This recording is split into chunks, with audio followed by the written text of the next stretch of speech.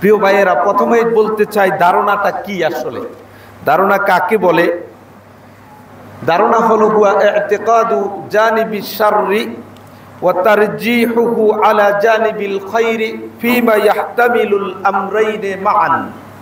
ধারণা হলো এমন একটি বিশ্বাস আপনার অন্তরে লালন করা, যে বিশ্বাসটা হলো মন্দের দিকটাই এখানে প্রবল থাকে। যদিও সেই বিশ্বাসে যে বিষয়ের ক্ষেত্রে আপনি বিশ্বাসটা লালন করছেন সেখানে সঠিকতারও সম্ভাবনা থাকে।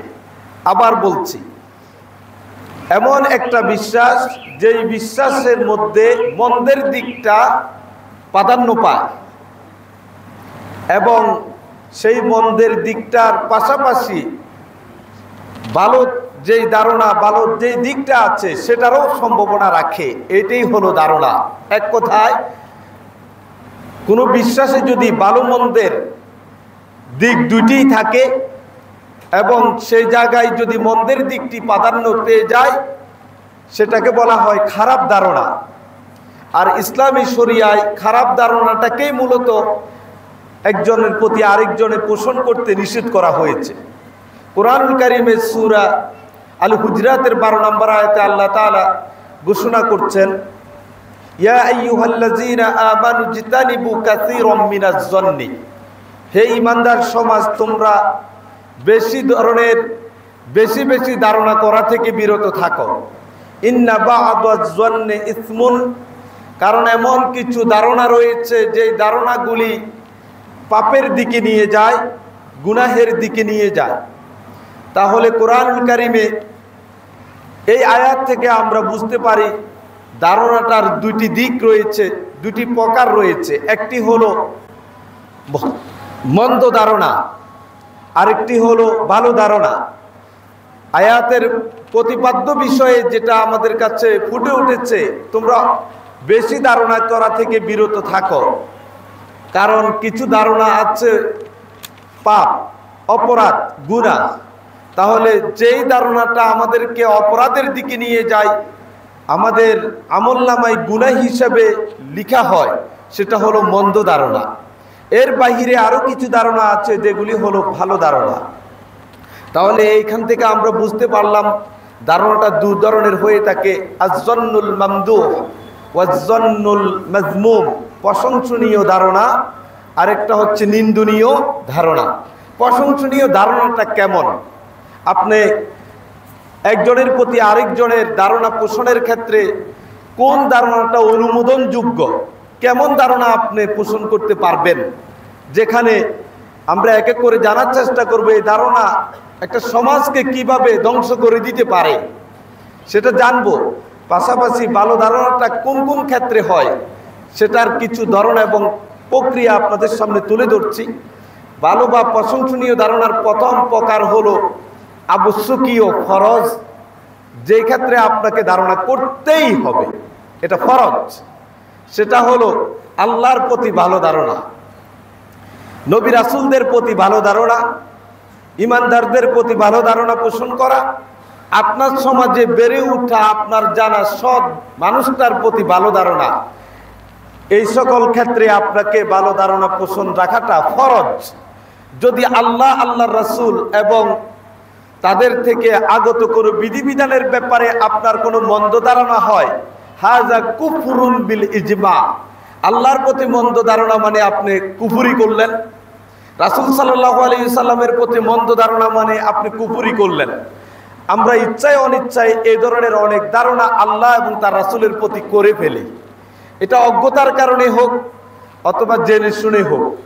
যখনই আল্লাহ, তার রাসূল, সাহাবায়ে কেরাম রিদওয়ানুল্লাহি আলাইহিম আজমাইন এই সকল ব্যক্তিদের ব্যাপারে আপনি ধারণা করবেন মন্দভাবে, তাহলে আপনার ঈমানটা প্রশ্নবিদ্ধ হবে। আমরা অনেকে বলি যে কত ইবাদত বন্দেগী করলাম, কই আল্লাহ তো অনেক কিছু দিবে বললো, কিছুই তো পাই না আমি। আল্লাহর প্রতি আপনার ধারণাটা যখন খারাপ হয়ে যায়, আপনার মনে রাখতে হবে মন্দ ধারণাটা যেমন হবে আপনার আমলটাও তেমন হবে। কোনো ক্ষেত্রে যদি ধারণাটা আপনার খারাপ হয়, সেই ধারণার আলোকেই কাজটা হয়ে থাকে, তাহলে ওয়া আসা আল আমাল, সালাফুস সালিহিনরা বলতেন ইজা আসা আয-যন্নু আসা আল আমালু, যখন কোনো ব্যাপারে ধারণাটা মন্দ হবে তাহলে ওই ধারণা প্রসূত যে কাজটা হবে সেটাও মন্দ হবে। তাহলে আল্লাহ এবং তার রাসূল, সাহাবায়ে কেরাম এদের ব্যাপারে ভালো ধারণা অবশ্যই আপনাকে পোষণ করতে হবে, এটা ফরজ। আমি বলতে চাচ্ছি ভালো ধারণার প্রকার, প্রথম প্রকার হলো ফরজ, আপনাকে ধারণা পোষণ করতে হবে। দেখুন আল্লাহ তাআলা কি বলেন পবিত্র কোরআনে সূরা ফুসসিলাতে। আল্লাহ তাআলা 23 নম্বর আয়াতে ঘোষণা করছেন ওয়াযালিকুম যন্নুকুমুল্লাযী যনানতুম বিরাব্বিকুম, এটাই হলো তোমাদের ধারণা যা তোমরা তোমাদের রবের প্রতি ধারণা করে থাকো। আরদাকুম, আর এই ধরনের তোমাদের রবের প্রতি মন্দ ধারণার কারণেই তোমরা ধ্বংস হলা। ফাসবাহতুম মিনাল খাসিরিন, ফলশ্রুতিতে তোমরা ক্ষতিগ্রস্তদের অন্তর্ভুক্ত হয়ে গেলা। রবের প্রতি, রবের পক্ষ থেকে আনিত বিধিবিধানের প্রতি কোনো অবস্থাতেই মন্দ ধারণা পোষণ করা যাবে না।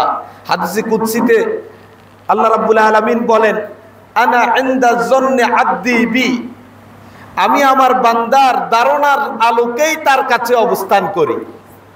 ওয়া আনা মাআহু ইজা দাআনি, আমার বান্দা আমাকে যেমনটি ধারণা করে, যেমন বিশ্বাস রেখে আমাকে ডাকে, ঠিক আমি তার সাথে তার ধারণার মতো করেই থাকি। সুতরাং রবের প্রতি যদি আপনি ভালো ধারণা রাখেন, সুধারণা রাখেন, তাহলে রব আপনার এই সুধারণা এবং ভালো ধারণার আপনাকে পুরস্কার দিবেন, এবং এটা আপনাকে রাখতেই হবে যদি আপনি ঈমানের উপরে থাকতে চান।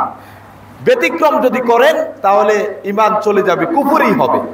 চলেন দ্বিতীয় আরেকটা প্রশংসনীয় ধারণা হলো, সেটা হলো আয-যন্নুল ওয়াজিব, যে ধারণাটা করা আবশ্যক, ওয়াজিব। আগেরটা বলেছি ফরজ, এখন হলো ওয়াজিব। এক্ষেত্রে আপনাকে ধারণা করা ছাড়া চলা মুশকিল।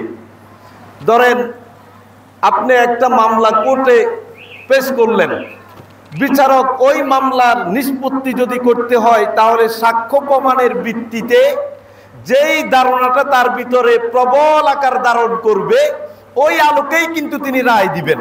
কারণ বিচারকের দ্বারা কোনো অবস্থাতেই সম্ভব না যেখানে এই অকারেন্সটা সংঘটিত হয়েছে প্রত্যেকটা অকারেন্সে তিনি উপস্থিত থাকা সম্ভব, কোশ্চিন কালেও সম্ভব না। সুতরাং একজন বিচারক আদালতে যখন রায় দিবেন সেই রায়টা অবশ্যই সাক্ষ্য প্রমাণ এবং সাক্ষীদের বক্তব্যের আলোকে প্রবল ধারণার ভিত্তিতেই তিনি দিবেন, সেটা তার বিপরীত হতে পারে। প্রিয় ভাইয়েরা, কার গাড়ি আপনারা একটু যদি এটাকে নিরাপদ জায়গায় রাখেন। চলুন তাহলে বুঝলাম এটা হলো আবশ্যকীয় ধারণা। এক্ষেত্রে আপনাকে ধারণা ছাড়া বিকল্প কোনো পথ অবলম্বন করার সুযোগ নেই। তৃতীয় নম্বর ধারণা হলো বৈধ ধারণা। এটা হচ্ছে আয-যন্নুল জায়েজ, বৈধ ধারণা। যদিও এই ধারণাটা আপনার কাছে আপাত দৃষ্টিতে ভালো মনে হবে না। সেটা কেমন দেখুন, আপনার সমাজের কিছু মানুষ আছে যে চোর, এরপরে দর্শন করে, ডাকাতি করে, লুটপাট করে। ধরেন এই চলে যে গেল ফ্যাসিস্ট, আপনি তাকে ফ্যাসিস্ট বলেই তো জানতে হবে। তার কর্মকাণ্ড, তার দীর্ঘ 16-17 বছরের যে ইতিহাস, এখান থেকে আপনার ভিতরে একটা প্রবল ধারণা জন্ম নিয়েছে। একটা খারাপ ব্যক্তির ব্যাপারে তার আচার আচরণ, তার সমাজে চলার ক্ষেত্রে তারকে সকলেই জানে একটা খারাপ মানুষ। ইসলাম কোনোদিন আপনাকে বলে না ওই লোকটার ব্যাপারে ভালো ধারণা করা, আপনাকে এভাবে যে ধারণা করা তো নিষেধ, সুতরাং আচ্ছা যাই হোক ওই লোকটাও ভালো, এটা বলতে ইসলাম আপনাকে বলে না।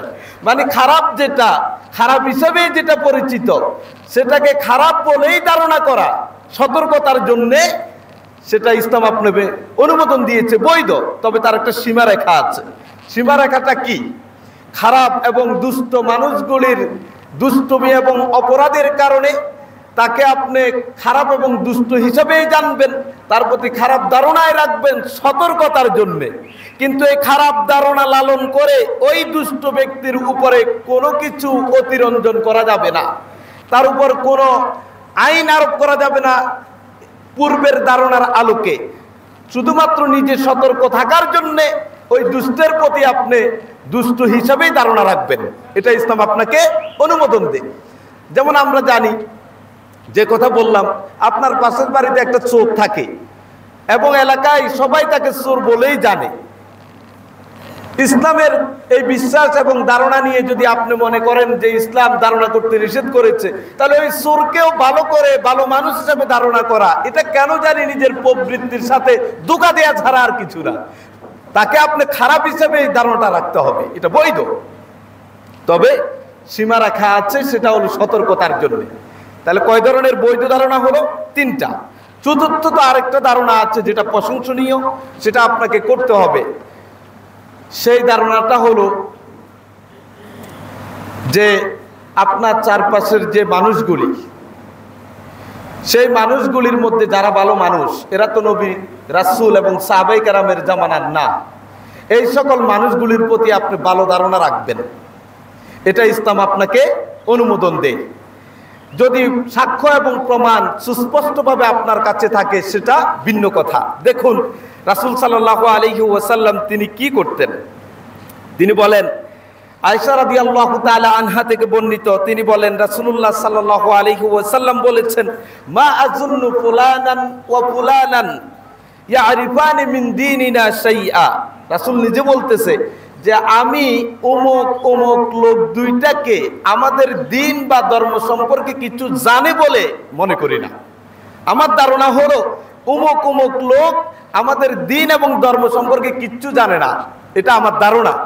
রাসূল কিন্তু যে শব্দ প্রয়োগ করেছে সেখানে ধারণা, মা আযুন্নু, আমি ধারণা করি না কি অমুক অমুক আমার ধর্মের সম্পর্কে কিছু জানে, এটা আমি মনে করি না।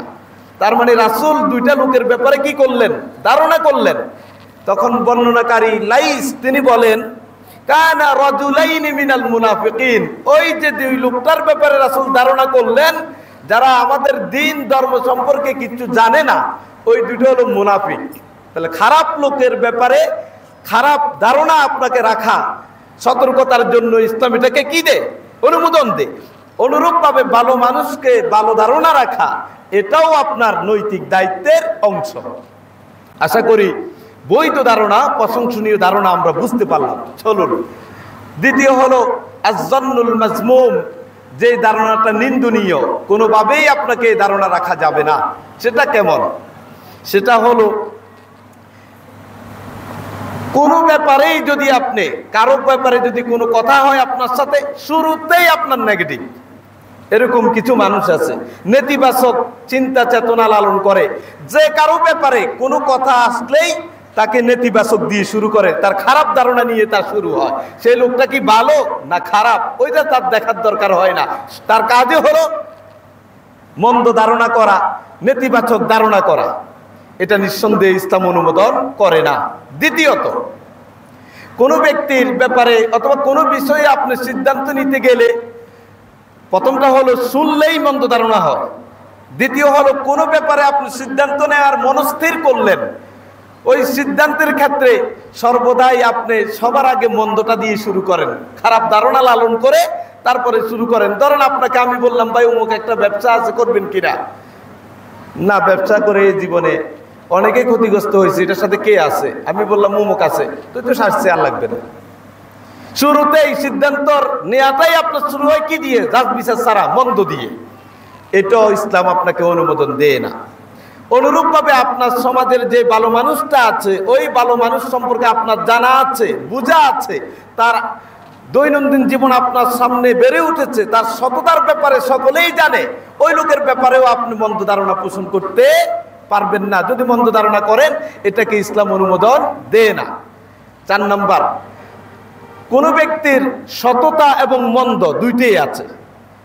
তো কোনো কাজ আছে এমন খুব ভালো, আবার এমন এমন কিছু তার জীবনের আছে সমাজের মানুষের কাছে খারাপ, তাহলে তার ভালো খারাপ দুইটাই কি সমানভাবে পরিচিত। ওই লোকটার ব্যাপারে কি করবেন আপনি? এরকম লোকে তো আমাদের সমাজে বেশি। এই রকম ব্যক্তির ক্ষেত্রেও যেহেতু ভালো এবং খারাপ দুইটা দিক তার ভিতরে আছে, সেজন্য আপনি অবশ্যই তার ভালোটা দিয়ে শুরু করতে হবে, মন্দটা আপনার নেওয়া যাবে না। মনে করুন আপনারা যারা এখানে সালাত আদায় করতে আসলেন, এই সালাত আদায় করার মধ্যে এক ধরনের লোক আছে যারা ভালো এবং খারাপ এই স্বভাবের মানুষই রয়েছে। তাদের একজন যাওয়ার সময় এক জোড়া জুতা নিয়ে চলে গেছে ভালো। আপনি লোকটা সম্পর্কে জানেন যে লোকটার কিছু ভালো গুণও আছে, খারাপ গুণও আছে। আপনি চাইলে তার এই জুতা নিয়ে যাওয়াটাকে বলতে পারেন সে এটা চুরি করিয়ে নিচ্ছে, কারণ এরকম ঘটনা তার আছে। আরেকজন চাইলে এই ধারণাটাও পোষণ করতে পারে, না না ওনার মতো লোক কি জুতাটা এইভাবে চুরি করে নিতে পারে, হয়তো ভুলে নিয়ে গেছে, কারণ এই ধরনের লোক উনি না। দুই একটা ঘটনা আছে কিন্তু ভালো ওনার আছে। তাহলে দুইটাই তার সমানভাবে থাকার কারণে আপনি কোনো অবস্থাতেই তার প্রতি খারাপটা দিয়ে শুরু করতে পারবেন না। ইসলাম এই অধিকার আপনাকে দেয়নি, এটা হারাম। তাহলে মন্দ ধারণার দিক বললাম চারটা।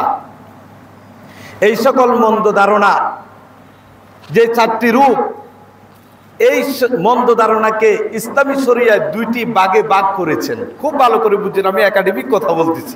দুইটা ভাগে ভাগ করেছেন।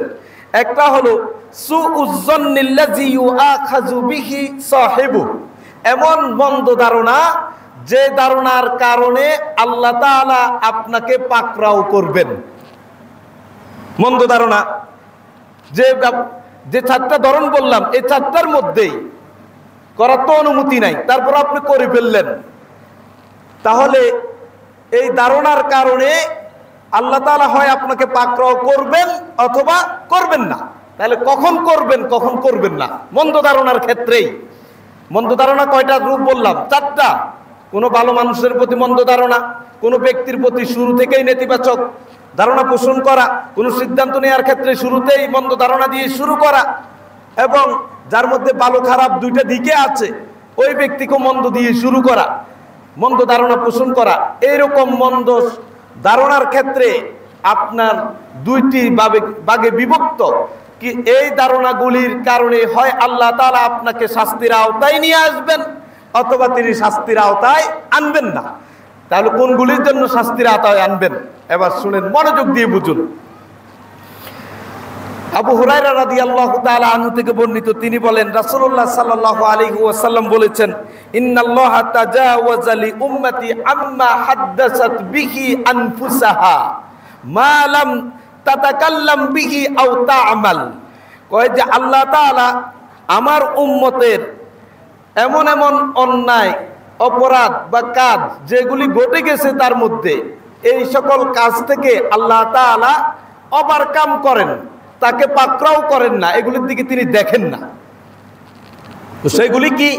সেগুলি হলো মা লাম তাতাকাল্লাম বিহি আও তা'মাল, তার মনের ভিতরে মন্দ ধারণা আসছে কিন্তু ওইগুলি তার মুখে উচ্চারণ করে নাই, এবং এইগুলি তার জীবনে মন্দ ধারণার আলোকে কারো ব্যাপারে কোনো সিদ্ধান্তও নেয় নাই, এবং এইগুলির মন্দ ধারণার আলোকে ওই ব্যক্তির বিরুদ্ধে যাচাই বাছাই করার জন্য সে শ্রম বিনিয়োগ করে নাই। বুঝতে পারছি কিনা? শুধু অন্তরে আসছে যে লোকটা, কিন্তু কারোর সাথে এই ব্যাপারে আলাপও করে নাই, মুখে প্রকাশ করে নাই, অথবা এটার উপরে সে স্থিরও থাকে নাই, এবং এর আলোকে এটাকে যাচাই বাছাই করে প্রমাণ করার চেষ্টাও করে নাই, শুধু মনে মনে আসছে। তাহলে এই চারটি প্রক্রিয়া, চারটি ধরনের মন্দ ধারণা অন্তরে লালিত হলে কারো ব্যাপারে আল্লাহ তাআলা কি করবে না?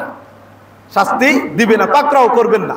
কিন্তু যদি এই সকল ধারণাগুলি অন্তরে লালন করার পাশাপাশি একে অপরের কাছে বলেন এবং আদৌ এটা সত্য কিনা যাচাই বাছাই করার জন্য মাঠে নেমে পড়েন, অথবা বন্ধু বন্ধুর কাছে বলা বলে শুরু করেন, তখনই আল্লাহ তাআলা আপনাকে এই ব্যাপারে কি করবেন?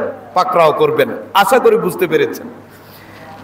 দেখেন ইবনে উমর রাদিয়াল্লাহু তাআলা আনহু তিনি কি কয়, ইন্না কুন্না ইজা ফাকাদনা আর-রাজুলা ফি ইশাইল আখিরা, যখন আমরা আমাদের কোন বন্ধুকে এশার সালাতে পাইতাম না, এশার সালাতের জামাতে অংশগ্রহণ করে না এরকম দেখতাম, তখন আমরা আসা আনাবিহিজন, তার ব্যাপারে আমাদের একটা খারাপ ধারণা জন্ম নিত। আমাদের বন্ধুদের মধ্যে কাউকে যদি এশার সালাতের জামাতে অংশগ্রহণ করতে না দেখতাম, তার ব্যাপারে আমাদের একটা মন্দ ধারণা জন্ম নিত। সেটা হলো হয় সে দ্বীনের ব্যাপারে কোনো খারাপ কাজে জড়িয়ে গেছে, অথবা তার নিজের দৈহিক ব্যাপারে মানে মদ নেশার সাথে জড়িয়ে গেছে, যার কারণে মসজিদে আসে না। কিন্তু এটা শুধু তারা নিজেরা মনে মনে ধারণাটা লালন করতেন, কখনো এটাকে যাচাই বাছাই করার জন্য মাঠে নেমে পড়তেন না, পরদিন তাকে জিজ্ঞেস করতেন না, এই কই গেছিস, জানি তো ওখানে গেছিস, এ কাম করছিস, এরকম কোনো আলোচনা তারা করতেন না। ফলে এই ধারণাটা শুধু অন্তরে থাকার কারণে আল্লাহ তাআলা তাকে জবাবদিহিতার কাঠগড়ায় নেবেন না। তাহলে আমরা বুঝতে পারলাম যে সকল মন্দ ধারণা নিন্দনীয়, 4টি ধরন বলেছি, ওই সকল মন্দ ধারণার মনে উদ্রেক হওয়ার সাথে সাথেই আল্লাহ তাআলার কাছে জবাবদিহি করা লাগবে না। যদি সেটার আলোকে আমরা অবস্থান করি, সিদ্ধান্ত নিই, বলা বলি করি এবং ওই আলোকে আমরা যাচাই বাছাই করার জন্য চেষ্টা শুরু করে দিই, তখনই এটা আমাদের জন্য অপরাধ হিসাবে গণ্য হবে। আশা করি বুঝতে পেরেছেন প্রিয় ভাইরা। চলুন, এই মন্দ ধারণা যদি আপনার মনে উদ্রেক হলো, আবার বললেন, আবার যাচ বিচার করার চেষ্টা করলেন, এই ধরনের লোকদের ব্যাপারে ভয়ঙ্কর হুমকি আল্লাহ তাআলা কোরআনের বিভিন্ন ঘটনায় দিয়েছেন। আমরা একটা ঘটনা উল্লেখ করব, আপনারা জানেন, ইফকের ঘটনা নাম শুনেছেন কিনা? আয়েশা রাদিয়াল্লাহু তাআলা আনহার বিরুদ্ধে মুরাইসি যুদ্ধের শেষ হওয়ার পরে যখন আয়েশা রাদিয়াল্লাহু তাআলা আনহা মদিনায় ফিরে আসতেছেন, দীর্ঘ হাদিস, সহিহ বুখারী 4141 নম্বর, আপনারা পড়ে দেখবেন, আমি সংক্ষেপে বলছি। আল্লাহ তাআলা নবী মুহাম্মদুর রাসূলুল্লাহ সাল্লাল্লাহু আলাইহি ওয়াসাল্লামকে যে সকল বিধিবিধান নিয়ে পৃথিবীতে প্রেরণ করেছেন, পাঠিয়েছেন, সেই সকল বিধানগুলির অন্যতম একটা বিধান হলো, কারো ব্যাপারে যদি আপনি মিথ্যা অপবাদ দেন, তার চারিত্রিক কোনো নারীর ব্যাপারে যদি অপবাদ দেন, হয় সেই অপবাদের পক্ষে 4 জন পুরুষ সাক্ষী নিয়ে আসতে হবে, অথবা যিনি অপবাদ দিল তাকে 80টি করে বেত্রাঘাত খেতে হবে। মজার ব্যাপার হলো, স্বয়ং বিশ্বনবী মুহাম্মদুর রাসূলুল্লাহ সাল্লাল্লাহু আলাইহি ওয়াসাল্লামের স্ত্রী আয়েশা রাদিয়াল্লাহু তাআলা আনহার বিরুদ্ধে মুরাইসি যুদ্ধ থেকে ফেরার পথে প্রতিমধ্যে এক জায়গায় রাসূল সাল্লাল্লাহু আলাইহি সাল্লাম সাহাবীদেরকে রাত্রি যাপন করার জন্য অনুমতি দিলেন, বিশ্রাম নেওয়ার জন্য। বিশ্রাম শেষে রাতের শেষ দিকে রাসূল ঘোষণা করলেন, তোমরা সকলেই এই স্থান ত্যাগ করার জন্য প্রস্তুতি নাও। প্রত্যেকে যার যার জায়গা থেকে আবার মদিনার দিকে রওনা হবেন। আয়েশা রাদিয়াল্লাহু তাআলা আনহা, তার জন্য একটা বাহন নির্ধারণ করা ছিল এবং সেই বাহনের উপরে একটা হাউদাজ বলা হয়, একটা যে ধরেন তার বসার জন্য পালকির মতো এরকম, যেটাকে নিয়ে উটের উপর বসিয়ে দেয়, আবার উট এটাকে নিয়ে চলতে থাকে। তো আয়েশা রাদিয়াল্লাহু তাআলা আনহা সেই যুদ্ধের রাসূল সাল্লাল্লাহু আলাইহি ওয়াসাল্লামের সাথে ছিলেন। রাতের শেষ দিকে যখন ঘোষণা আসলো এখনই আমাদেরকে বেরিয়ে পড়তে হবে, তখন আয়েশা রাদিয়াল্লাহু তাআলা আনহা তিনি তার প্রকৃতির ডাকে একটু দূরে গেলেন। সেখান থেকে যখন ফিরে আসলেন দেখলেন গলায় হার নাই। তিনি আবার হার খুঁজতে গেলেন। ইতিমধ্যে তিনি যেটার মধ্যে, যে আসনটার মধ্যে বসেন, এটা পর্দায় ঘেরা। পর্দার আয়াত নাজিল হওয়ার পরে যারা এই বাহনের দায়িত্বে ছিলেন তারা এটাকে কাঁধে নিয়ে উটের পিঠে তুলে দিলেন। এদিকে আয়েশা রাদিয়াল্লাহু তাআলা আনহা কিন্তু হার খুঁজতে আবার ওই পথে চলে গেলেন। এখন আপনি প্রশ্ন করবেন, তাহলে যে লোকগুলি তার আসনটা ধরে উটের পিঠে তুলছে তারা কি টের পায় নাই যে লোক আছে কি নাই? একটা মানুষ থাকলে তো ওজনও হয়। এটারও সন্দেহ দূর করে দিলেন রাসূল সাল্লাল্লাহু আলাইহি সাল্লামের হাদিসে, যে আয়েশা রাদিয়াল্লাহু তাআলা আনহা দেখতে একেবারে হালকা চিকন গড়নের ছিল, স্বাস্থ্য এত বেশি ছিল না। এই জন্য ভিতরে আছে কি নাই, যারা এটা বহন করে উটের পিঠে বসাইছে তারা এটা টের পায় নাই। আয়েশা রাদিয়াল্লাহু তাআলা আনহা চলে গেলেন হার খুঁজতে। ফিরে এসে দেখেন ওই আসনও নাই, উটও নাই। এখন তো নিরুপায়, ব্যাপার কি? তিনি সেখানেই একটা কালো কাপড় চাদর মুড়িয়ে শুয়ে পড়লেন। ভাবলেন যখন লোকেরা জানতে পারবে আমি সেই বাহনের নাই, তখন তারা আবার আমাকে খুঁজতে পিছনে ফিরে আসবে। আপনারা জানেন রাসূল সাল্লাল্লাহু আলাইহি ওয়াসাল্লামের যুদ্ধে যতগুলি যুদ্ধ তিনি পরিচালনা করেছেন, প্রত্যেক যুদ্ধের একটা নিয়ম ছিল, সর্বশেষ একজন লোককে দায়িত্ব দেয়া হতো যে তিনি সর্বশেষ কোন সৈনিক কিছু রেখে গেল কিনা, যাতে এটা দেখভাল করে সবার পরে ওই স্থান ত্যাগ করে। আর ওই দায়িত্বে ছিল সফওয়ান রাদিয়াল্লাহু তাআলা আনহু। ফজরের আলো যখন উদ্ভাসিত হলো, অন্ধকার চলে গেল, তখন তিনি পিছন দিক থেকে সামনের দিকে আসতেছেন, দেখতে দেখতে দূর থেকে দেখতেছে যে একটা কালো চাদর মুড়ি দিয়ে একজন লোক শুয়ে আছে, চেহারাটা খোলা। সফওয়ান বললেন, আমি পর্দার আয়াত নাজিল হওয়ার আগে আয়েশা রাদিয়াল্লাহু তাআলা আনহাকে দেখেছিলাম, যার কারণে দূর থেকে এই চাদর মোড়ানো একটা মানুষ দেখে বুঝলাম তার চেহারা একটু একটু আবছা আবছা দেখে বুঝে ফেললাম তিনি তো আয়েশা রাদিয়াল্লাহু তাআলা আনহা। তিনি তার সাথে একটা শব্দও বললেন না, কোনো কথা বললেন না, শুধু জোরে পাঠ করলেন ইন্না লিল্লাহি ওয়া ইন্না ইলাইহি রাজিউন। আর আয়েশা রাদিয়াল্লাহু তাআলা আনহা তিনি বলেন, আমি এই আওয়াজটা শুনে ঘুম থেকে জেগে গেছি। তখন সফওয়ান রাদিয়াল্লাহু তাআলা আনহু তার যেই উট আছে উটটাকে আমার কাছে এনে বসালেন, আমি এটার উপরে বসলাম। সফওয়ান উটের লাগাম ধরে টেনে টেনে নিয়ে গেলেন। যতক্ষণে আমরা মুসলিম সৈনিকদের সাথে মিলিত হলাম ততক্ষণে আমার বিরুদ্ধে যা রটনা হওয়ার রটে গেল, বলা বলি শুরু হয়ে গেল যে আয়েশা তো এমন একজন মহিলা, সে তো সফওয়ানের মতো এক সাহাবীর সাথে কোনো কাজ করে ফেলছে, যেটা আমরা সমাজে এরকম সন্দেহ পোষণ করে বলে থাকি, নাউজুবিল্লাহি মিন জালিক। আপনি চিন্তা করে দেখুন, রাসূল সাল্লাল্লাহু আলাইহি ওয়াসাল্লামের সাহাবী যারা তার উপস্থিতিতে ঈমানী চেতনায় বলিয়ান, যারা প্রতিনিয়ত তাদের আত্মিক পরিশুদ্ধি অর্জন করছেন রাসূল থেকে, ওই সাহাবীরাও ওই ঘটনার সাথে যুক্ত হয়ে গেছেন। তাদের মধ্যে একজন হলো মিসতাহ, আবু বকর রাদিয়াল্লাহু তাআলা আনহুর আপন খালাতো ভাই, হাসান ইবনে সাবিত এবং হামনা বিনতে জাহাশ, এই তিনজন সাহাবী এই ঘটনা প্রচার করার কাজে যারা যুক্ত হয়েছেন তিনজন সাহাবীও ছিলেন। তাদের নেতৃত্ব দিয়েছেন আব্দুল্লাহ ইবনে উবাই ইবনে সালুল, মুনাফিক সর্দার, সে ছিল এদের নেতা। আল্লাহ তাআলা সেই কথা কোরআনুল কারীমে কোট করে আয়েশা রাদিয়াল্লাহু তাআলা আনহার পবিত্রতা ঘোষণা করছেন সূরাতুন নূরের 11 নম্বর আয়াত থেকে 20 নম্বর আয়াত পর্যন্ত 10টি আয়াতে আয়েশা রাদিয়াল্লাহু তাআলা আনহার পবিত্রতার ব্যাপারে কি বলেন শুনুন সংক্ষেপে। আল্লাহ তাআলা বললেন, ইন্নাল্লাযীনা জাউ বিল ইফকি উসবাতুম মিনকুম, যারা ইফকের ঘটনা মিথ্যা অপবাদ রচনা করেছে তারা তো তোমাদের মধ্য থেকেই একদল সাহাবী, তোমাদের ভিতরেই তো একদল লোক এই কাজটা করেছে। তারা কারা বললাম? হামনা বিনতে জাহাশ, হাসান ইবনে সাবিত এবং মিসতাহ রাদিয়াল্লাহু তাআলা আলাইহিম আজমাইন। তাদের সর্দার ছিল আব্দুল্লাহ ইবনে উবাই ইবনে সালুল। তাহলে সাহাবীদের মধ্যেও একদল আয়েশা রাদিয়াল্লাহু তাআলা আনহার বিরুদ্ধে রটানোর এই কাজে জড়িত ছিলেন।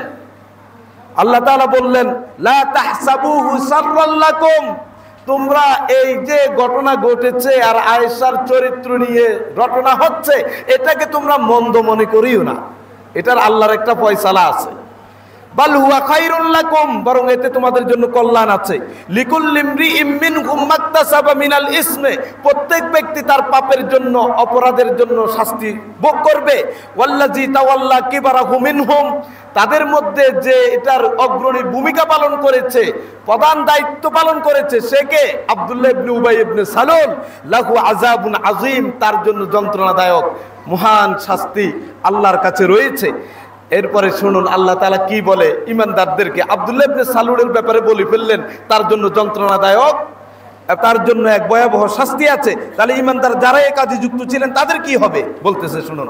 লাউলা ইসসামিআতুমুহু যান্নাল মুমিনুনা ওয়াল মুমিনাত বিআনফুসিহিম খায়রা ওয়া ক্বালু হাযা ইফকুম মুবিন। ঘটনাটা এমন হলো না কেন, যখন ঈমানদার নরনারীরা শুনলো আয়েশার বিরুদ্ধে তার চরিত্র নিয়ে রটনা হচ্ছে, তখন কেন তারা তাদের নিজেদের ব্যাপারে ভালো ধারণা করলো না? এবং কেন এই ঈমানদারগুলি, আমার সাহাবীগুলি কেন বললো না হাযা ইফকুম মুবিন, এটা সুস্পষ্ট মিথ্যাচার, কেন বললো না? এই ঘটনায় যারা যুক্ত হয়েছিল সাহাবীদের মধ্য থেকে, তাদের তিনজনের ব্যাপারে কোন কোন বর্ণনায় দেখি ওই যে অপবাদের শাস্তি রাসূল সাল্লাল্লাহু আলাইহি সাল্লাম তাদেরকে দিয়েছেন 80টি করে বেত্রাঘাত। রাসূল সাল্লাল্লাহু আলাইহি ওয়াসাল্লাম এর প্রিয়তমা স্ত্রী, দীর্ঘ ঘটনা, হাদিসটা পড়ে নেবেন আপনারা। পরিস্থিতি কতটা নাজুক ছিল, 1 মাস ব্যাপী এটা চলতেছিল। রাসূল সাল্লাল্লাহু আলাইহি সাল্লাম হয়রান, স্ত্রীকে তার বাপের বাড়িতে আবু বকরের কাছে পাঠিয়ে দিয়েছে। আবু বকর হয়রান, তার স্ত্রী হয়রান। আয়েশা রাদিয়াল্লাহু তাআলা আনহা এক পর্যায়ে বলে, রাসূল বলতেছিল, শোনো আয়েশা, যদি তোমার থেকে এমন কাজ হয়ে থাকে তাহলে তওবা করো, আল্লাহ তওবাকারীদেরকে পছন্দ করে। রাসূল কয় তার স্ত্রীকে, আবার বলে, তুমি তো জানছো তোমার ব্যাপারে লোকেরা কি বলা বলি করতেছে, যদি করে থাকো তওবা করো, আর যদি না করে থাকো তাহলে আল্লাহ তাআলা তোমাকে পবিত্র করবেন অচিরেই। এই যে পবিত্র করে দিলেন, হাযা ইফকুম মুবিন, এটা সুস্পষ্ট মিথ্যাচার, পবিত্র করে দিলেন। আয়েশা রাদিয়াল্লাহু তাআলা আনহা রাগ করে রাসূলকে কি কয়, কয় বুঝছি, আপনার বক্তব্য শুনে আমার কাছে মনে হচ্ছে এটা জবাব দেওয়ার মতো রুচি আমার নাই। আয়েশা রাদিয়াল্লাহু তাআলা আনহা তার আব্বা আবু বকরকে বলে, আপনি আমার পক্ষ থেকে জবাবটা দিয়ে দেন রাসূলের। আমি কি কমু, আমি তো বুঝতেছি না। মাকে বলে, আম্মা আপনি জবাবটা দেন। আমিও বুঝতেছি না কি বলবো। ঠিক আছে, কেউ বোঝা লাগবে না। আপনাদের ভিতরে আমার ব্যাপারে এমন একটা ধারণা জন্ম নিছে, পরিস্থিতি এমন হয়েছে, এখন যদি আমি বলি এ কাজ আমি করি নাই, আপনাদের কাছে এটা বিশ্বাস হবে না। আবার যদি বলি আমি এটা না করেও করছি, তাহলে বলবেন হ্যাঁ ঠিক আছে এখন সত্যবাদী। তাহলে আমি অপেক্ষায় থাকলাম আদৌ আমি এই কাজ করছি কিনা আল্লাহর ফয়সালার জন্য। সুবহানাল্লাহি বিহামদি। আয়েশা রাদিয়াল্লাহু তাআলা আনহার ব্যাপারে ধারণা করে যে সকল লোকেরা এই মিথ্যা রটনা করেছে তাদেরকে আল্লাহ তাআলা ভয়ঙ্কর শাস্তির হুমকি দিয়েছেন এবং অপবাদের শাস্তি তাদের উপর আরোপ করেছেন। সুতরাং নবীর স্ত্রীর প্রতি পর্যন্ত ধারণা করে সেকালের জালিলুল কদর সাহাবীদের একটা দল এমন ধারণার সাথে যুক্ত হয়েছে। আজকের সমাজে তো এগুলির কোনো ধরনের জাজ বিচার ছাড়া একজন আরেকজনের প্রতি কি ধরনের ধারণা পোষণ করে চিন্তাই করতে পারবেন না আপনি। কিন্তু মজার ব্যাপার হলো, রাসূল সাল্লাল্লাহু আলাইহি ওয়াসাল্লাম যখন আয়েশা রাদিয়াল্লাহু তাআলা আনহার পবিত্রতার এই সার্টিফিকেট কোরআন থেকে পেলেন, তখন আবু বকর রাদিয়াল্লাহু তাআলা আনহু তার মেয়ে আয়েশাকে অপদস্থ করেছে যারা, তাদের মধ্যে একজন ছিল মিস্তাহ। মিস্তাহ হলো আবু বকর রাদিয়াল্লাহু তাআলা আনহুর খালাতো ভাই। তিনি বলতেছে, মিস্তার মতো একজন মিসকিন সাহাবী, যার অর্থবিত্ত বলতে কিচ্ছু নাই, যে মক্কা থেকে মদিনায় হিজরত করে আসছে, যার ভরণ পোষণের দায়িত্ব আমি আবু বকর নিজে নিছি, সে কেমনে আমার মেয়ের বিরুদ্ধে অপবাদে যুক্ত হয়েছে। সুতরাং আমি শপথ করলাম আমি আর মেস্তাকে একটা কপর্দক দিব না, তার জীবন পরিচালনার জন্য আমি শপথ করলাম, পাবে না। আপনার মেয়ের ব্যাপারে যদি কেউ এরকম মিথ্যা অপবাদ দিত আপনার কেমন লাগতো? আবু বকর রাদিয়াল্লাহু তাআলা শপথ করলেন, সাথে সাথে আল্লাহ তাআলা ওহী নাযিল করলেন মুহাম্মদ সাল্লাল্লাহু আলাইহি সাল্লামের উপরে। সূরা নূরের 22 নম্বর আয়াত। আল্লাহ কি বলে? ওয়ালা ইয়াতাল উলুল ফাদলি মিনকুম ওয়াসআ, এই তোমাদের মধ্য থেকে যারা মর্যাদাবান ব্যক্তি এবং সামর্থ্যবান ব্যক্তি, তোমরা যেন শপথ না করো, তোমরা এমন শপথ করিও না যে আইয়ুতু উলিল কুরবা ওয়াল মাসাকিন ওয়াল মুহাজিরিন ফি সাবিলিল্লাহ, যারা তোমাদের মধ্য থেকে নিকটাত্মীয় আছে, মিসকিন অসহায় আছে এবং আল্লাহর রাস্তায় হিজরত করে আসছে, এদেরকে কোনো কিছু দান সদকা করবে না, তাদেরকে সহযোগিতা করবে না, এমন শপথ তোমরা করিও না। শপথটা করছে কে? আবু বকর। সাথে সাথে ওহী নাযিল করে দিছে।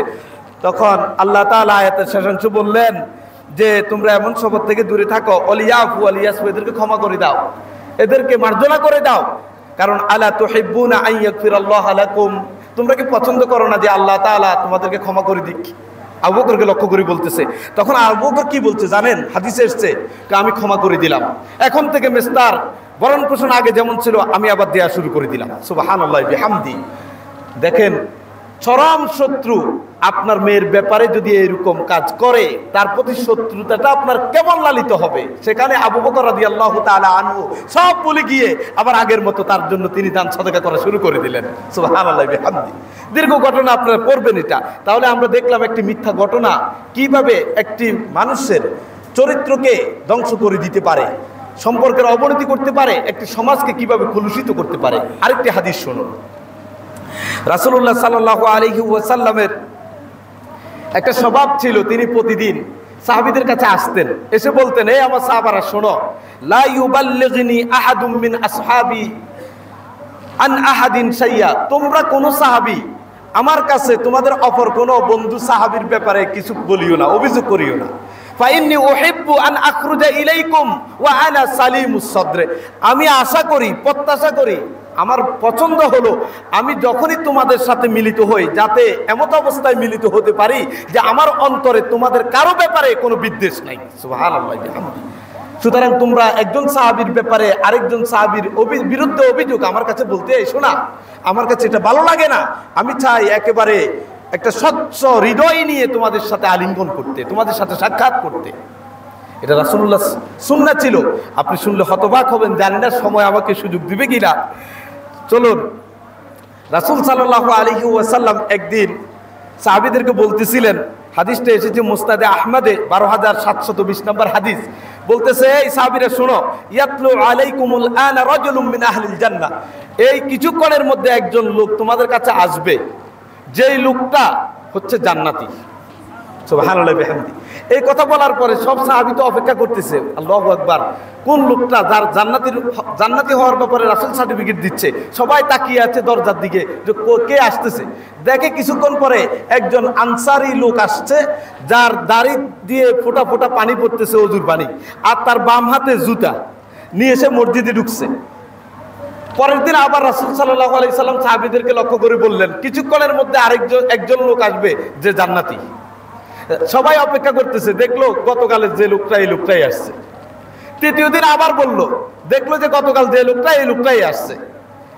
এখন সাহাবীদের মধ্য থেকে আব্দুল্লাহ ইবনে আমর ইবনুল আস রাদিয়াল্লাহু তাআলা আনহু তিনি চিন্তা করলেন, এই লোকটা জান্নাতি। রাসূল এক এক করে 3 দিন বললেন, কারণটা কি, এমন কি তার আমল আছে, তার তো একটু দেখা দরকার।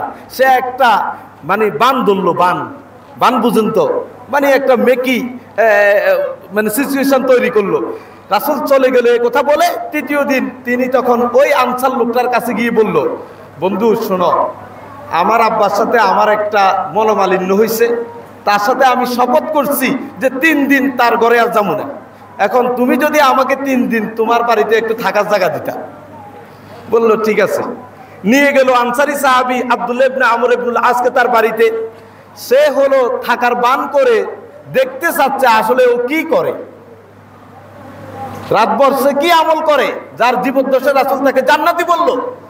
প্রথম রাতে সে কতক্ষণ পর পর শুধু না ঘুমে দেখে ও কি করে, দেখে যে না সারা রাত কোনো ঘুম আর ঘুম কিচ্ছু নাই, তার তাহাজ্জুদও পড়ে নাই, শুধু মাঝে মাঝে এক পাশ থেকে আরেক পাশে ফিরার সময় আল্লাহু আকবার সুবহানাল্লাহ তাসবিহ পড়ে। মানে ঘুমের ভিতরে ধরেন এক পাশ থেকে আরেক পাশ ফিরতেছে, তখন শুধু তাসবিহ পড়ে, আল্লাহ জিকির করে। এছাড়া তাকে তাহাজ্জুদ করতেও দেখলো না, অতিরিক্ত কোনো কাজ করতেও দেখলো না। প্রথম দিন গেল, দ্বিতীয় রাত্রিতে একই রকম, তৃতীয় রাত্রিতেও একই রকম, অতিরিক্ত তার কিছু দেখলো না। তৃতীয় রাত্রি থাকার অনুমতি নিচ্ছে কয়দিন? 3 দিন। তৃতীয় রাত শেষ, সকালবেলা বলল, শুনো আসলে তোমাকে যে আমি বলছিলাম আমার আব্বার সাথে আমার একটা মনোমালিন্য হয়েছে বা তার কাছে আমি 3 দিন যাব না, এগুলি কিছু না। আমি ওই রাসূল যে বলেছে তুমি জান্নাতি, এক এক করে 3 দিন তুমি কি কাম করো যার কারণে তুমি জান্নাতি হয়ে গেলা, এটা দেখার জন্য মূলত আমি তোমার ঘরে আশ্রয় নিতে চেয়েছি। সুবহানাল্লাহ। কি প্রতিযোগিতা জান্নাতে যাওয়ার, দেখেন। তখন এই কথা বলে আব্দুল্লাহ ইবনে আমর ইবনুল আস রাদিয়াল্লাহু তাআলা আনহু চলে আসতেছে। তোমার কাছে তো কিছুই দেখলাম না, রাতে তাহাজ্জুদ পড়তে দেখলাম না, এমন ইবাদত করতেও দেখলাম না, অথচ তোমার ব্যাপারে রাসূল বলে দিল জান্নাতি। আমরা তো এর চেয়ে বেশি আমল করি, আমাদেরকে তো বললো না। চলে আসার মুহূর্তে যখন কিছু দূর চলে আসছে, তখন ওই সাহাবী আবার ডাকছে, কয় এদিকে আসো আব্দুল্লাহ, তাল আসো, তুমি যা দেখছো এটাই সত্য, আসলে আমার অতিরিক্ত কোনো আমল নাই। তবে গায়রা আন্নী লা আজিদু ফি নাফসি লি আহাদিন মিনাল মুসলিমিনা গিসসান ওয়ালা আহসুদু আহাদান আলা খাইরিন আতাহুল্লাহু ইয়া, তবে আমি কোন মুসলমানের ব্যাপারে কখনো আমার অন্তরে কুধারণা, প্রতারণা, অবিশ্বাস, হিংসা, বিদ্বেষ কোনো কিছু লালন করি না। সুবহানাল্লাহি বিহামদি। কোন মুসলমানের ব্যাপারে, সে আমার দ্বীনি ভাই মুসলিম এ পরিচয়ের কারণে তার ব্যাপারে কখনো আমার মন্দ ধারণা আমার অন্তরে জাগ্রত হয় না, তার ব্যাপারে আমি ভালো ধারণা পোষণ করি। তখন ওই আব্দুল্লাহ ইবনে আমর ইবনুল আস রাদিয়াল্লাহু তাআলা আনহু তিনি বলেন, হাযাল্লাতী বালাগাত বিকা ওয়া হিয়াল্লাতী লা নুতিক, এটাই তোমাকে এত উচ্চ পর্যায়ে পৌঁছিয়ে দিয়েছে, বেঁচে থাকাকালীন তোমাকে জান্নাতের সংবাদ দিয়েছে, ওই জায়গায় পৌঁছা তো আমাদের দ্বারা সম্ভব না। সুবহানাল্লাহ বিহামদি। সুতরাং কারো ব্যাপারে অন্তরে সর্বদা ভালো ধারণা পোষণ রাখা, খারাপ ধারণা লালন না করা চারটিখানি ব্যাপার না। এটার বিনিময়ে আল্লাহ তাআলা তাকে জান্নাতের ঘোষণা দিয়েছেন জীবিত থাকা অবস্থায়। সুবহানাল্লাহ বিহামদি। প্রিয় ভাইয়েরা, হাদিস আরেকটা শুনুন। এক সাহাবী এসে রাসূল সাল্লাল্লাহু আলাইহি ওয়াসাল্লামের কাছে এসে বললেন, ইয়া রাসূলুল্লাহ, হাদিসটা এসেছে সহিহ বুখারীর 5305 নম্বর হাদিসে। বললেন, ইয়া রাসূলুল্লাহ, আমার স্ত্রী একটা কালো সন্তান জন্মগ্রহণ করছে। মানে বুঝাতে চাচ্ছে আমার স্ত্রী পরকিয়া করছে, আমি সুন্দরী, আমার স্ত্রীও সুন্দরী, তাহলে সন্তান যেটা হয়েছে এটা কালো, নিঃসন্দেহে এটা আমার না। যেমনটা আপনারা করেন অনেকেই এ কাজ, মানে সন্দেহ করেন স্ত্রীকে। তো এক সাহাবী এসে রাসূলকে ঠিক একই কথা বললো, তো আমার স্ত্রী একটা কালো সন্তান জন্মগ্রহণ করছে। তো তাই নাকি? হ্যাঁ। তার উদ্দেশ্য হলো যে সে এটাকে মেনে নিতে পারছে না তার সন্তান বলে। তখন রাসূল সাল্লাল্লাহু আলাইহি সাল্লাম বললেন, হে আমার সাহাবী, হাল্লাকা মিন ইবলিন, তোমার কি কোনো কিছু উট আছে কিনা, তোমার বাড়িতে উটের পাল আছে কিনা? কয় হ্যাঁ আছে। কয় সেই উটের রং কি? কয় হুমুরুন, লাল বর্ণের উট সব আমার। কয় ওই উটগুলির ভিতরে কি এমন কোনো উট নাই যেগুলি ছাই বর্ণের? ছাই বর্ণ বুঝেন কিনা? ছাই আছে না যে আগুনের, ছাই বর্ণের আছে কিনা? কয় হ্যাঁ আছে। তো তাহলে তোমার উটের পাল হলো লাল বর্ণের, এগুলি থেকে যেই সন্তান এসেছে এগুলি তো লাল বর্ণের হবে, তাহলে দুই একটাতে ছাই বর্ণের আছে, তুমি স্বীকারোক্তি দিলা, ওটা কেমনে হলো? কয় যে ইয়া রাসূলুল্লাহ, এটা মনে হয় এটা তার এই উটগুলির পূর্ববর্তী বংশধরের মধ্যে মনে কোনো কালো ছিল, এটার রেশ হিসেবে এখানেও কালো সন্তান আসছে। তাহলে তোমার স্ত্রীর বংশে বা তোমার বংশে কোনো কালো পুরুষ ছিল, ওখান থেকে তোমার সন্তানটাও কালো হয়েছে। সুবহানাল্লাহ। দেখছেন ভালো ধারণা কিভাবে নিয়ে আসে, মন্দ ধারণা রাখবেন না। স্ত্রীকে, যদিও সমাজ নষ্ট হয়ে গেছে, আমাদের স্ত্রীরা যাদের চরিত্র নাই তারা আসলেই এরকম, অনেকে কিন্তু পরকীয়া যুক্ত। সুতরাং ফোন করতে দেখে বলেন না যে তুমি আরেকজনের সাথে পরকীয়া করো। যাচাই বাছাই যদি গভীর সন্দেহ বা এরকম তথ্য উপাত্ত থাকে সেটা ভিন্ন কথা, শুধু শুধু সন্দেহ করে পরিবার নষ্ট করা দরকার নেই। তাহলে বুঝে গেল এরকম চেতনা সাহাবীদের যুগেও ছিল। আরেকটা হাদিস শুনুন, সহিহ বুখারীর 3699 নম্বর হাদিস। রাসূল সাল্লাল্লাহু আলাইহি ওয়াসাল্লামের সাহাবী উসমান ইবনে মাওহাব রাদিয়াল্লাহু তাআলা আনহু তিনি বর্ণনা করেন যে এক লোক মিশর থেকে মদিনায় আসছে, মক্কায় আসছে হজ করতে। এসে দেখতেছে মক্কায় কিছু মানুষ একসাথ হয়ে গোল হয়ে বসে গল্প করতেছে বা কোনো আলোচনা করতেছে। তখন ওই মিশরের লোকটা বলল, এই তোমরা কারা? আমরা কুরাইশ বংশের লোক। তোমাদের শাইখকে, নেতাকে? বলল, হাযা হুয়া আব্দুল্লাহ ইবনে উমর। আব্দুল্লাহ ইবনে উমর হলো আমাদের নেতা। তাই নাকি? তখন সে আব্দুল্লাহ ইবনে উমরের কাছে গেছে, যাই বলল যে শোনো, তুমি তো এই সম্প্রদায়ের লোকদের নেতা, তোমার কাছে 3টা প্রশ্ন আমার। উসমান ইবনে আফফান রাদিয়াল্লাহু তাআলা আনহু, যিনি আল্লাহর নবীর সাহাবী, যার মর্যাদা, যার সম্মান 4 খলিফার মধ্যে অন্যতম। আচ্ছা বলো তো, এই উসমান রাদিয়াল্লাহু তাআলা আনহু তিনি কি উহুদের যুদ্ধে রাসূলকে রেখে পালাই যায় নাই? কহে গেছে। তিনি কি বদরের যুদ্ধে, ইসলামের প্রথম যুদ্ধ কাফেরদের বিরুদ্ধে অনুপস্থিত ছিল না? কহে ছিল। তিনি কি হুদায়বিয়া সন্ধির দিনে রাসূল যে সাহাবীদেরকে রাসূলের হাতে হাত রেখে বাইয়াত নিতে বলল কাফেরদের বিরুদ্ধে যুদ্ধের জন্য প্রস্তুতি হিসাবে, সেখানে যে ওসমান অনুপস্থিত ছিল, কথাটা কি সত্য না? সত্য। তো এরপরও কি ওসমানকে তোমরা এত মর্যাদা দিবে? ওই সাহাবী মিশরি শব্দ স্বীকার করছে কে? ইবনে উমর স্বীকারোক্তি দিছে। শোনো শোনো শোনো, মিশরের লোককে ডাকছে, শোনো, তুমি যে 3টা কথা বললা 3টা সত্য, তবে তোমার জানতে হবে কারণটা কি?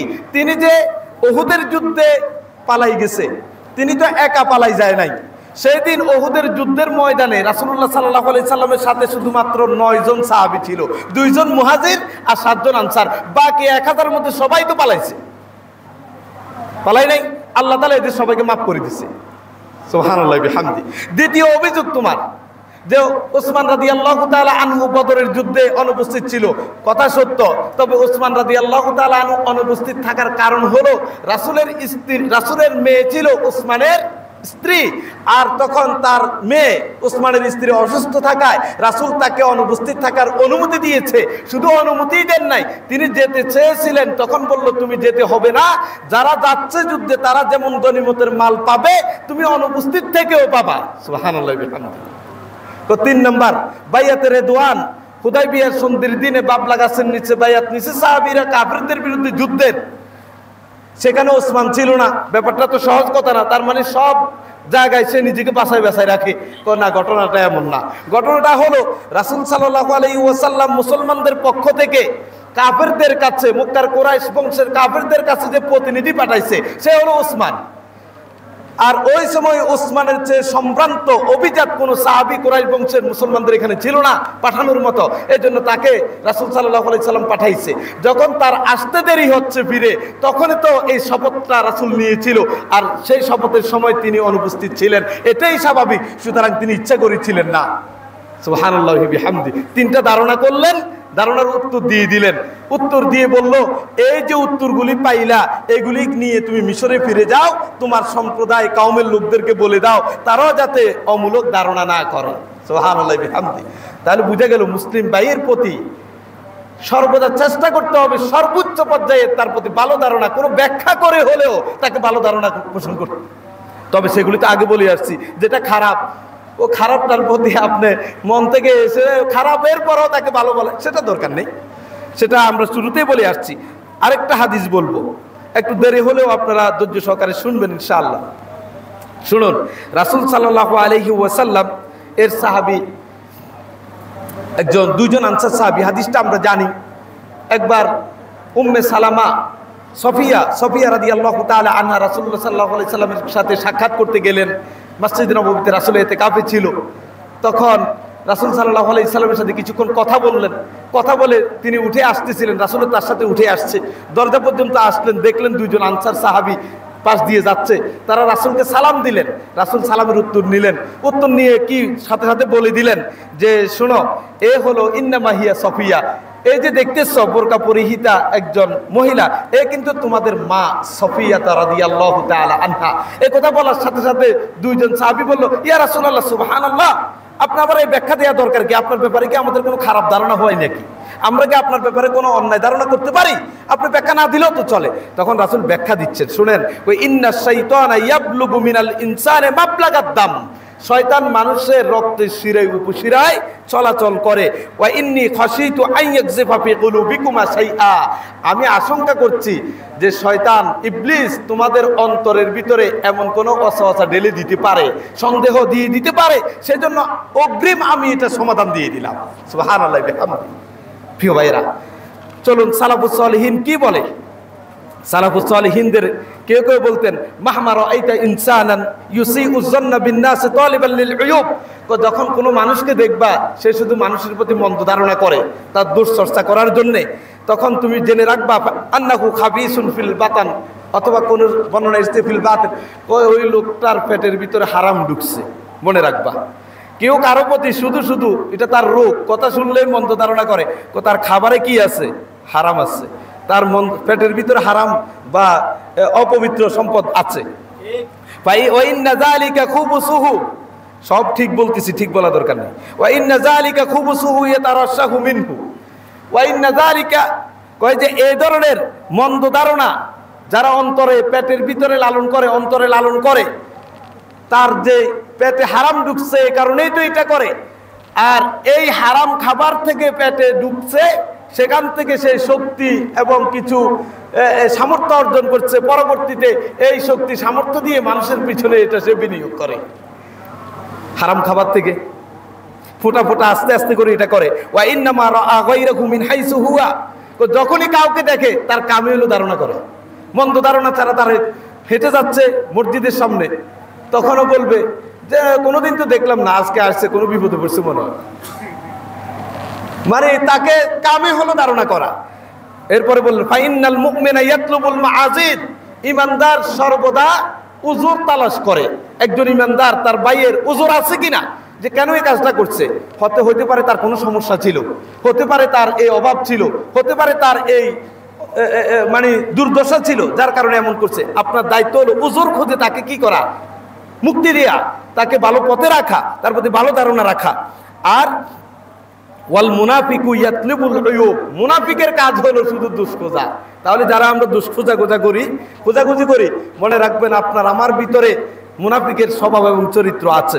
ওয়াল মুমিনু সালিমুস সাদরি ফি হাক্কি কাফাতিল খালক, আর একজন ইমানদারের কাজ হলো অন্তরকে স্বচ্ছ এবং পরিচ্ছন্ন রাখবে তার বাইরের ব্যাপারে। কখনো বিদ্বেষ, কখনো রাগ, কখনো কুধারণা অন্তরে লালন করবে না। এবং আল হারিস আল মুহাসাবি তিনি বললেন, ইহমিল কলবা আন সুইজ জন্নি ইউহসিনুত তাবিল, তোমার অন্তরটাকে তুমি ইহমি হেফাজত করো, সংরক্ষণ করো খারাপ ধারণা থেকে। ইউহসিনুত তাবিল, যদিও ভালো ধারণার কোনো ব্যাখ্যা দিয়ে হলেও, মন্দ দেখার পরে তার ব্যাপারে যদ্দূর সম্ভব ভালো ধারণা, ভালো ব্যাখ্যা দেওয়ার সুযোগ থাকলে ভালো ব্যাখ্যা দিয়ে হলেও তার ব্যাপারে ভালো ধারণা পোষণ করো। সালাফুস সালিহিনরা এটা লালন করতেন। যাই হোক, এই যদি মন্দ ধারণা আমরা লালন করি তাহলে কি হতে পারে সমাজ? সংক্ষেপে শুনুন। হতে পারে একটা সমাজ বিনষ্ট হওয়া, পরিবার ধ্বংস হওয়া, বন্ধুত্বের বন্ধন নষ্ট হওয়ার জন্য মন্দ ধারণা, খারাপ ধারণা অন্যতম ভূমিকা পালন করতে পারে। দ্বিতীয়ত, আপনি যদি কারো ব্যাপারে মন্দ ধারণা পোষণ করেন, এরপরেই কিন্তু শুরু হয় ওই ধারণার আলোকে তার পিছে পিছে এটা করছে কিনা খোঁজাখুঁজি করার মানসিকতা। তাহলে ধারণা না হলে কিন্তু ওইদিকে আপনি যেতেন না। সুতরাং মন্দ ধারণা থেকে নিজেকে দূরে রাখতে হবে। আল আহকাম, আহকামুল কোরআন, সেই তাফসিরের যিনি লেখক ছিলেন জাসসাস, তিনি বলতেন যে ইজা জনান্তুম ফালা তাহাক্কাকু, যখন তোমরা কারো ব্যাপারে ধারণা করবা তখন ওই ধারণা আসলে তার আছে কিনা, আদৌ করছে কিনা, এটা আবার খোঁজাখুঁজি করে তালাশ করতে যেও না। খোঁজাখুঁজি করে তালাশ করতে যেও না। ওকে যদি তুমি এভাবে তালাশ করো, অপমান করো, মনে রাখবা ফা ইন্নাল্লাহা ইয়াফদাহুকা ওয়ালাউ কুনতা ফি জাওফি বাইতিক, যদি তুমি ঘরের ভিতরেও লুকিয়ে থাকো তাহলে ওখানেও আল্লাহ তাআলা তোমাকে অপমান করবেন। আপনার ভাইয়ের দোষ খোঁজা শুরু করে তাকে অপমান করার জন্য, বিনিময়ে আপনার দোষকে খুঁজবে আল্লাহ। আপনাকে ঘরের ভিতরে আপনার বউয়ের হাতে, সন্তানের হাতে আপনাকে অপদস্থ করবে। সুতরাং নিজে হেফাজতে থাকতে হলে অন্যেরকে হেফাজতে রাখতে হবে। আমরা মিশরে থাকতে যখন হুসনি মুবারকের পতন হয়, তখন পতনের পরের দিন জুমাবার আমরা একটা পুলিশ স্টেশনে জুমা পড়তে গেছি। তো সেখানের যিনি খতিব সাহেব, তিনি বক্তব্য দিচ্ছিলেন যে আল মুসলিমু মান সালিম আল মুসলিমুনা মিন লিসানিহি ওয়া ইয়াদি, মুসলিম হলো ওই ব্যক্তি যার জবান এবং হাত থেকে অপর মুসলিমরা নিরাপদে থাকে। পুলিশদেরকে বাহাবা দিচ্ছে আর কি, যে আপনারা আপনাদের জবান দিয়ে এবং হাতে যে অস্ত্র ছিল অস্ত্রের গুলি না চড়ে মিশরের মানুষদের পক্ষে অবস্থান করছেন, তা আপনারা প্রকৃত মুসলিম। তার মানে হলো কিছু পুলিশদেরকে আমরা দেখেছি তারা পা দিয়ে, বোট দিয়ে জনতাদেরকে পা দিয়ে পিষেছে। তার মানে কি আপনি বুঝতেছেন, হাদিসে তো আসছে শুধু জবানের কথা আর হাতের কথা, এই দুইটা থেকে নিরাপত্তা দিলে মুসলিম। পা দিয়ে পিষার ব্যাপারে তো হাদিসে নিষেধ করে নাই। সুতরাং আপনি পা দিয়ে পিষার পরেও মুসলিম, এটা ভাবতেছেন নাকি? বুঝেন নাই মানে? এই দুইটা কেন বললেন?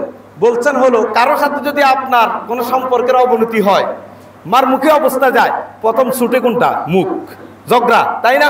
জগরা না পারলে তারপর হাত। যদি এই দুইটা নিয়ন্ত্রিত হয়ে যায়, কোনোদিন পা যাবে? পা চলবে? চলবে না। আপনার মুখে যদি তার সাথে ঝগড়া না হয়, পা দিয়ে হাত দিয়ে মারামারি না হয়, তাহলে তৃতীয়টার দিকে যাওয়ার তো প্রশ্নই আসে না। এই জন্য প্রথম দুইটাকে রাসূল কি করে দিলেন? নিষেধ করে দিলেন। প্রিয় ভাইরা, চলুন আমরা যে বিষয়টা বোঝানোর চেষ্টা করেছি, আজকের সমাজ, পরিবার, বন্ধুত্বের বন্ধন নষ্ট হওয়ার যতগুলি কারণ, সবচেয়ে অন্যতম একটা মহামারী হলো একে অপরের প্রতি মন্দ ধারণা, কুধারণা। একটা পরিবার পর্যন্ত যেখানে ভেঙে তছনছ হয়ে যায়, স্বামী এবং স্ত্রীর মধ্যে সম্পর্কের যে চরম অবনতি হয়, যে লোকটার প্রতি আপনার সবচেয়ে আন্তরিকতা এবং ভালোবাসা লালন করেন, পোষণ করেন, ওই লোকটার প্রতি আপনার বিদ্বেষ ভাব তৈরি হয়, সেই মন্দ ধারণা, কুধারণা থেকে আল্লাহ তাআলার কাছে আমরা আশ্রয় চাই। তিনি যেন আমাদের সকলকে এই মন্দ ধারণা ও কুধারণা থেকে হেফাজত করেন। সবাই বলে আমিন। এবং আল্লাহ তাআলা যে কোরআন এবং হাদিসের আয়াতগুলি আপনাদের সামনে তুলে ধরলাম, হাদিসের বক্তব্যগুলি পেশ করলাম, এর আলোকে আমাদেরকে আমল করার তৌফিক দান করুন, আমিন। সুবহানাকাল্লাহুম্মা ওয়া বিহামদিকা আশহাদু আল্লা ইলাহা ইল্লা আনতা আস্তাগফিরুকা ওয়া আতুবু ইলাইক।